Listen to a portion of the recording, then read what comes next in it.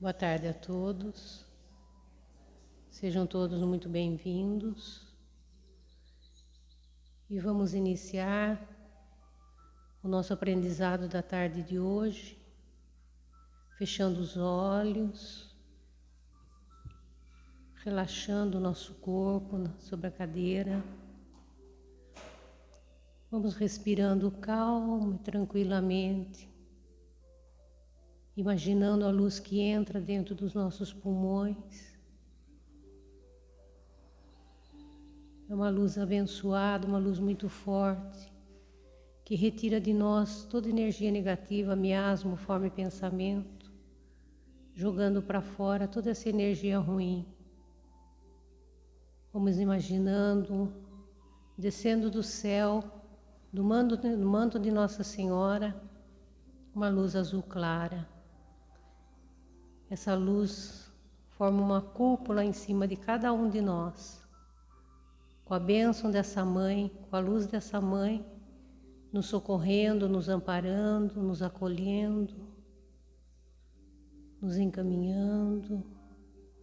Vamos sentindo esse amor de mãe nos envolvendo, a presença do nosso mentor espiritual nos abraçando carinhosamente. Vamos sentindo em nosso coração essa energia de amor, passando a esse irmão a incumbência, o pedido de que leve até Maria e até Jesus todas as nossas súplicas, todas as nossas necessidades. Agora, deixando os nossos problemas de lado, as nossas aflições, vamos voltar à nossa prece por todo o planeta Terra, principalmente para aqueles países que se encontram em guerra, pedindo bênção por aquelas crianças que suplicam um prato de comida, famintas, morrendo de fome.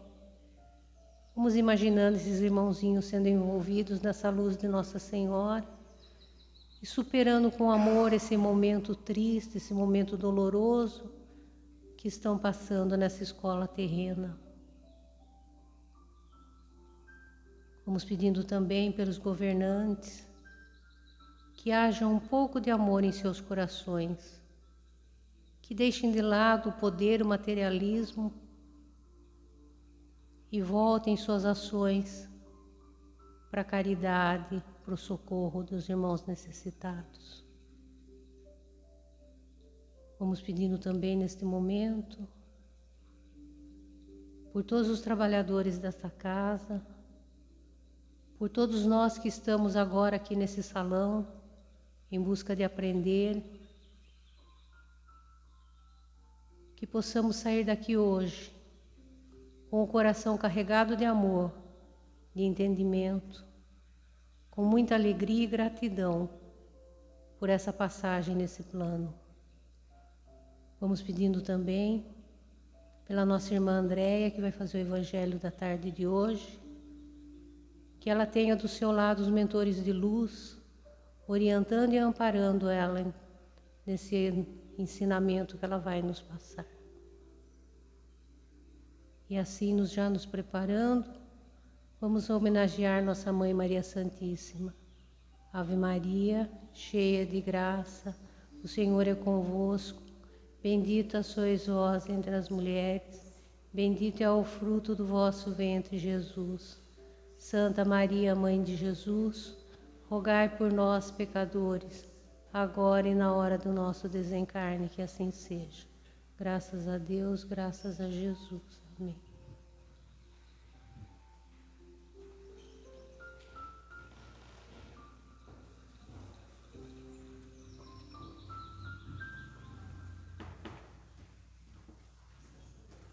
Boa tarde a todos, sejam todos muito bem-vindos.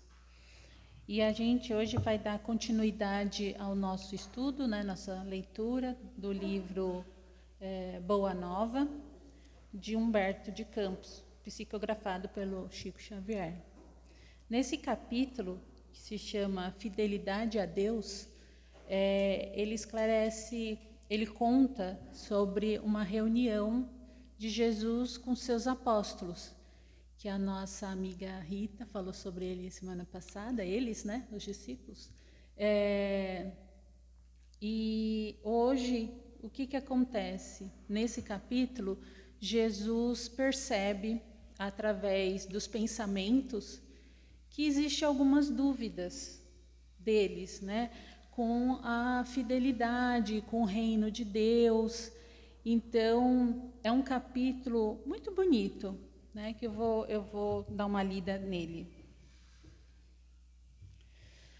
Depois das primeiras prédicas, são sermões, né, de Jesus, respeito aos trabalhos ingentes que a edificação do reino de Deus exigia dos seus discípulos, esboçou-se na fraterna comunidade um leve movimento de incompreensão que, pois a boa nova reclamaria tamanhos sacrifícios. Então, o Senhor, que sondava o íntimo de seus companheiros diletos, os reuniu uma noite, quando a turba os deixara a sós.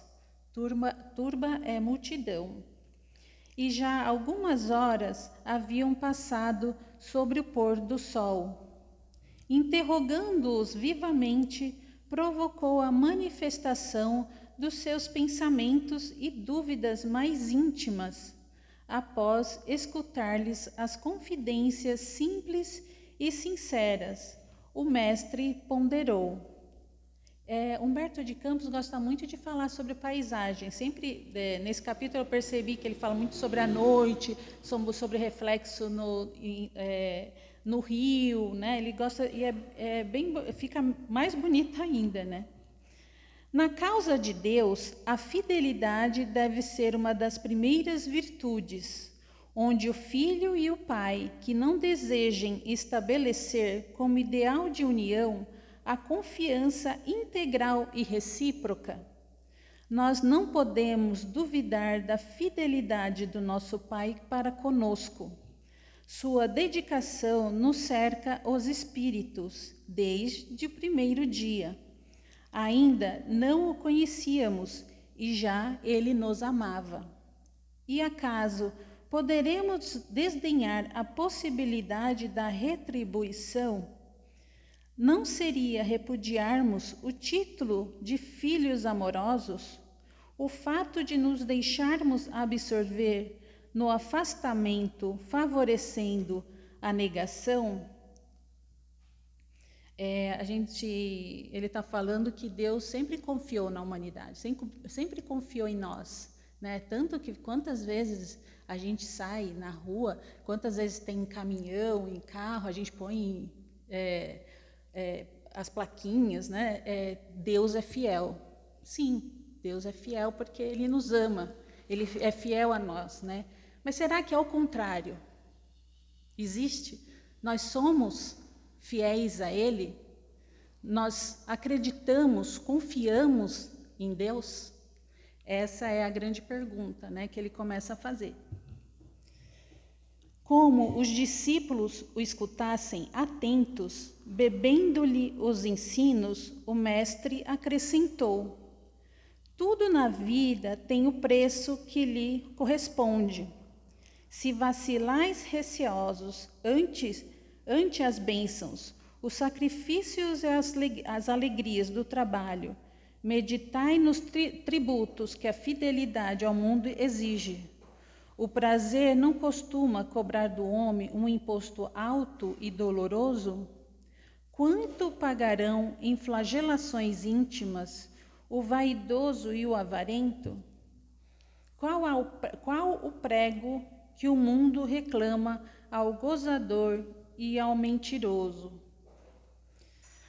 Ao clarão alvacento da lua, como pai bondoso rodeado de seus filhinhos, Jesus reconheceu que os discípulos, diante das suas cariciosas perguntas, haviam transformado a atitude mental, como que iluminadas por súbito clarão, quando ele coloca o clarão alvacento da lua, esse clarão, essa luz, nada mais é que ele está falando que os pensamentos, com toda essa explicação que ele fazia para os seus discípulos, ele percebeu que os pensamentos já se clareavam, né? As dúvidas já estavam sumindo. Eles já estavam entendendo melhor ser fiel, essa fidelidade a Deus. Porque é fácil, né, levar a vida num mundo cheio de egoísmo, né? A gente não tem que fazer muita coisa. A quem gosta de festa, de bebidas, de fumar, as pessoas que gostam de drogas, né? Então, é muito fácil você levar essa vida. Mas é a vida que está no caminho de Deus. Aquela que você, antes de você brigar, você para e pensa, poxa, peraí, deixa eu pensar. Eu acho que eu tenho que ter amor pelo meu irmão ali, né? Que eu estou prestes a brigar com ele, ou ter uma raiva dele, né? Então é isso que Deus fala assim, porque é muito mais fácil você levar essa vida mundana, né? Que ele comentou aqui, do que você levar essa vida de amor, de carinho no caminho de Deus. Você tem que se ponderar, tem que ter essa reforma íntima dentro de si, porque não é fácil, né? Nós estamos aqui para evoluirmos, mas não é fácil levar essa vida, sempre pensar sempre no próximo, o que eu estou fazendo para o meu próximo, o que eu estou fazendo em casa, né? Então, é mais complicado, mas a gente consegue, com certeza.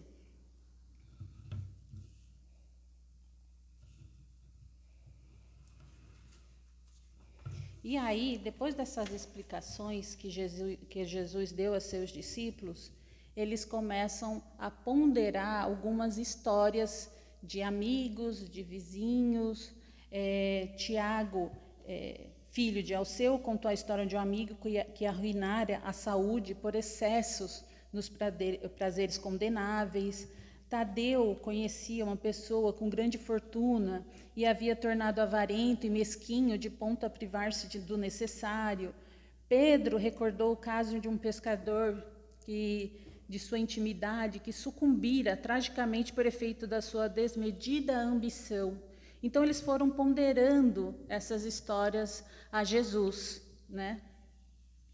E aí, só que o único que falou que ele ainda para Jesus, que ele ainda tinha essa dúvida antes dessa explicação dele, foi Tiago. Tiago ainda falou assim: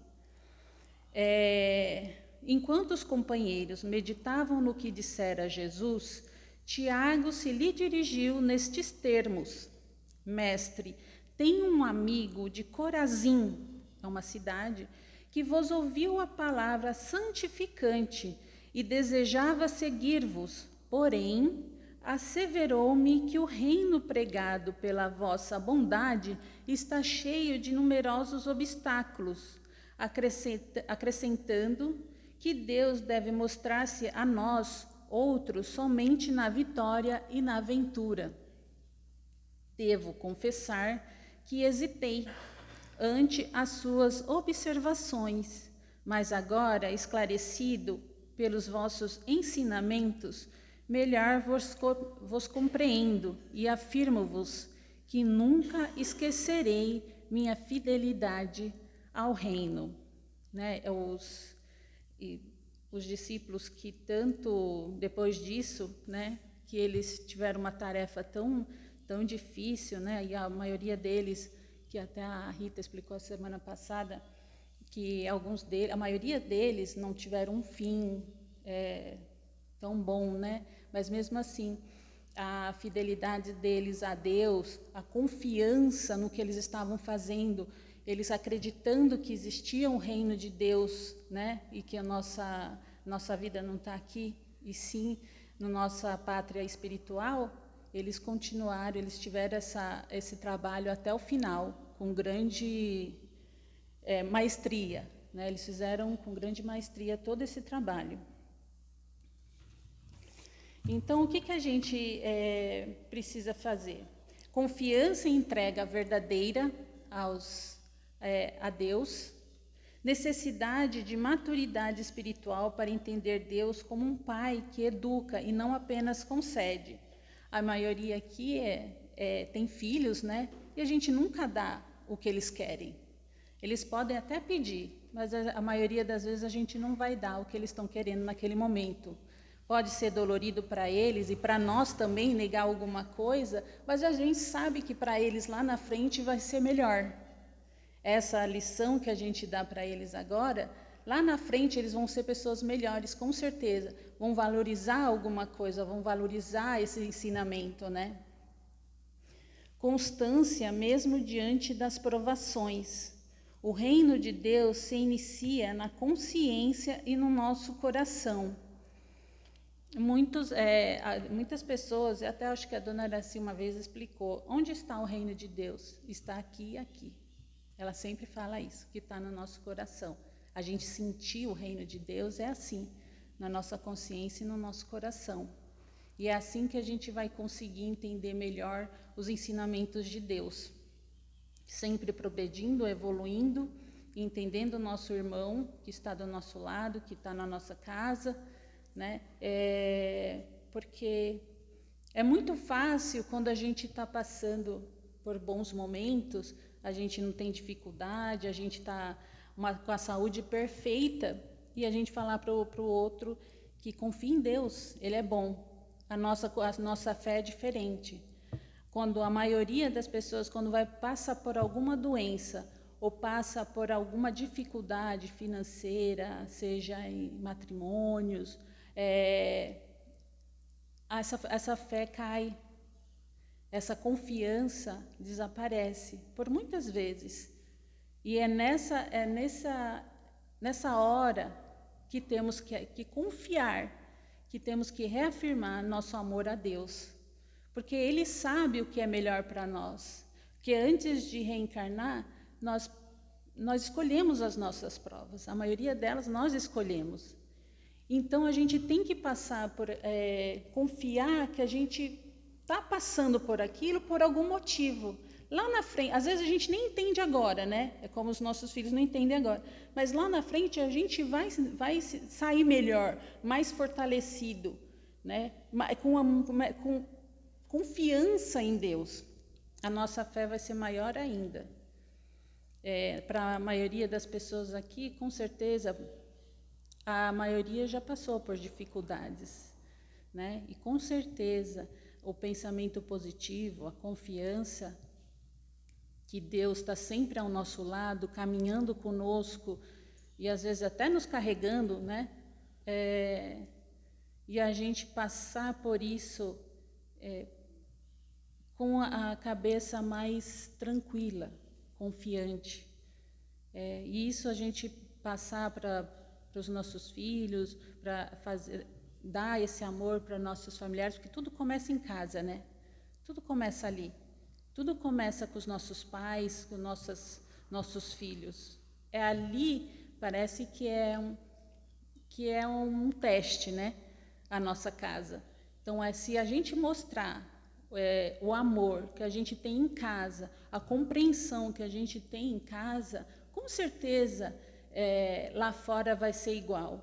A gente vai fazer, vai dar esse amor ao próximo e os nossos filhos, eles vão seguir esse exemplo que eles têm em casa também, né? Eu acho que é sempre recompensador a gente estar no caminho de Deus. E eu posso falar com muita assim sabedoria aos longos dos 51 anos que eu tenho, que Deus nunca vai nos deixar. Se a gente ser fiel a Ele, Ele nunca nos deixa. Ele põe pessoas do nosso lado, Ele põe profissionais do nosso lado, põe filhos, põe pais do nosso lado, que vão sempre nos ajudar. Ele nunca deixa, sempre manda algum anjo na nossa vida, sempre manda um anjo no nosso caminho ficar até mais suave esse nosso caminhar, essa nossa vida. E depois, quando a gente for para a nossa pátria espiritual, a gente tem um lugarzinho bom até lá, né? Com todos os ensinamentos que a gente aprendeu aqui nessa nossa encarnação. E estamos preparados melhor ainda para a próxima, né? Então,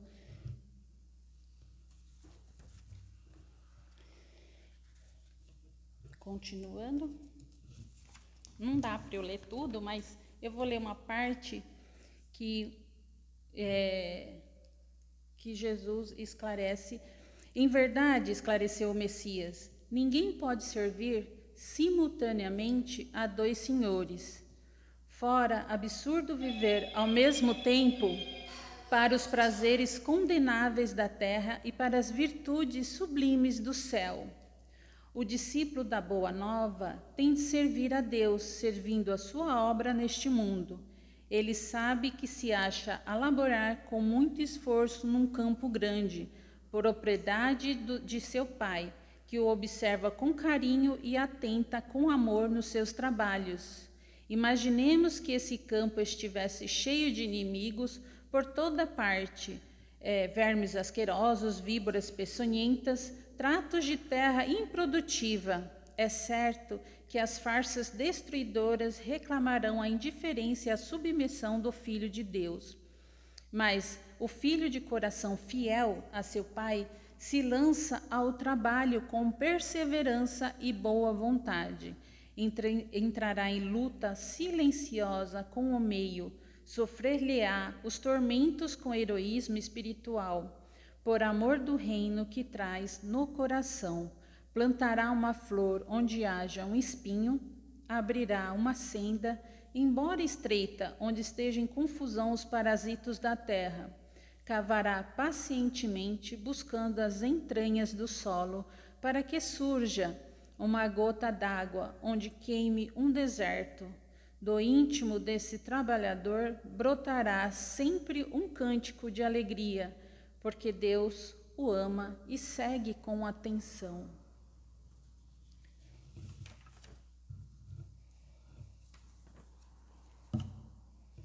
Nos dias de calma é fácil provar-se fidelidade e confiança.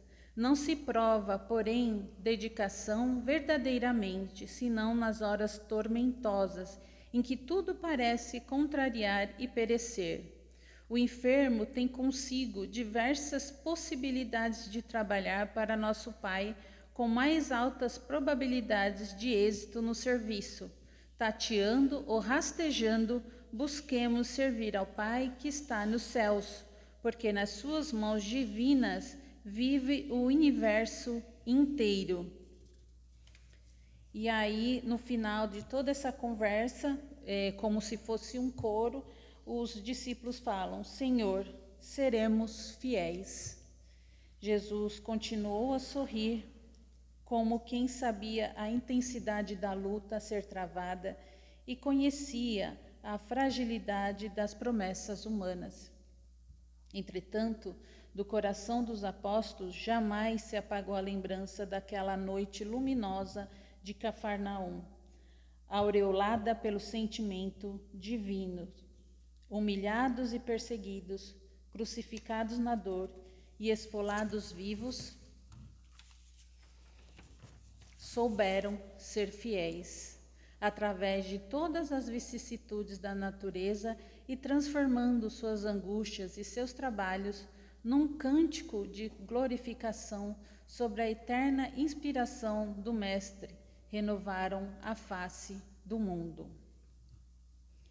Quem puder ter um tempinho e ler todo esse capítulo, né, imaginando até a paisagem que Humberto de Campos coloca, as pessoas que gostam de ler e imaginar a paisagem, né, é muito bonito esse capítulo, vale muito a pena. Aliás, acho que o livro inteiro vale a pena, mas esse aqui posso falar que eu li tintim por tintim, né? E era isso, o nosso ensinamento do dia de hoje. Eu espero que vocês tenham gostado. E aí, vamos para a prece agora. Vamos fechar nossos olhos.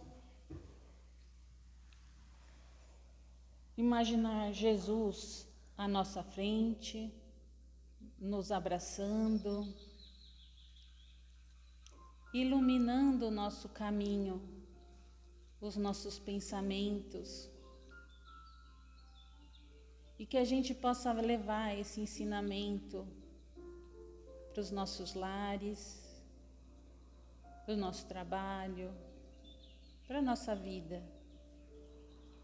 E que a nossa fé em Deus possa estar sempre em nossos corações, cada dia mais tendo essa certeza que Deus sabe o melhor para cada um de nós, para a nossa evolução,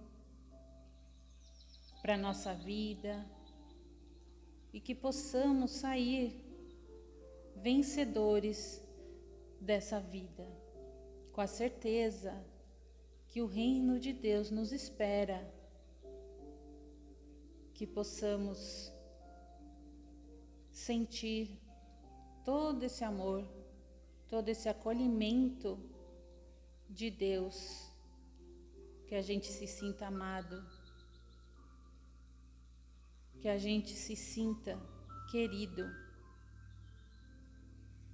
e que a gente sinta mais leve com todo esse amor e que a gente saia daqui melhor do que quando aqui chegamos. Que assim seja. Graças a Deus, graças a Jesus.